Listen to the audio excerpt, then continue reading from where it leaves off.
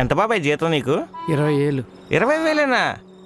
జీవితాంతా 20,000 కోసం ఈ కుర్చీలో కూర్చొని ఎక్కడ ఉండిపోతావా? జీవితంలో సరదాలంటే ఏముండవా బాబాయ్? నాకేం సరదాలు ఉంటాయి బాబాయ్? ఉండాలి, ఉన్నది ఒకటే జీవితం.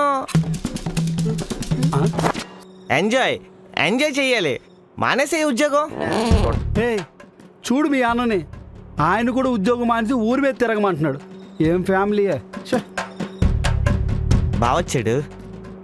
బావా గుడ్ ఈవినింగ్. చెల్లి ఆఫీస్ నుంచి వస్తున్నారా?